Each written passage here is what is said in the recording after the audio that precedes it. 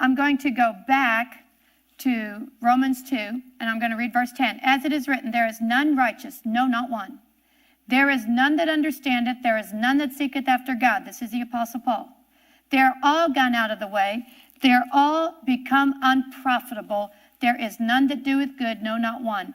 They are together become unprofitable. They are all gone out of the way. Every one of us has gone out of the way that God had for us. Every one of us was in rebellion. Was in rebellion. When you are out of the way, you are in rebellion. Did you know that? When you're not with God, you are in rebellion.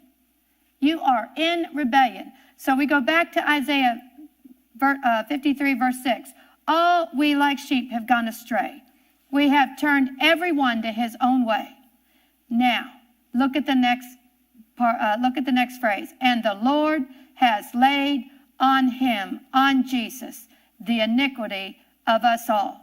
The Lord, the God of Abraham, Isaac, and Jacob, laid on Jesus. The word is met on him, fell on him.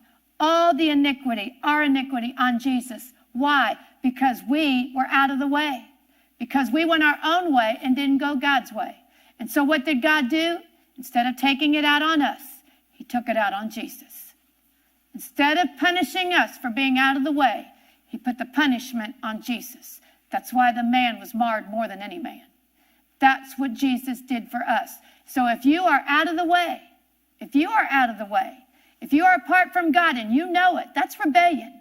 And you think, how in the world am I going to get back? Well, Jesus paid for your rebellion. He paid for it. And I want to show you one other thing. I want you to go with me to Luke 5, verse 1. Then drew near unto Jesus all the publicans and sinners, those that are out of the way, those that are in rebellion, those that are doing things they know they should not be doing. If you know you're doing something you shouldn't be doing, there's hope for you. There is absolute hope for you. Listen to Jesus.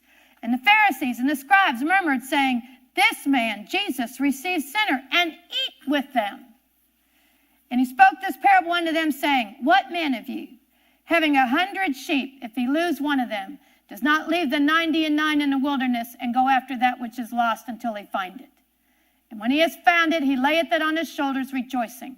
And when he cometh home, he calleth together all his friends and neighbors, saying unto them, rejoice with me, for I have found my sheep what was lost. And look at what Jesus says in this next statement. I say unto you that likewise joy shall be in heaven over one sinner that repents, one sinner that comes back to God, one sinner more than over 99 just persons who need no repentance.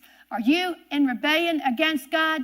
Go back. And how do you do that? Doyle's going to tell us how to do it right here.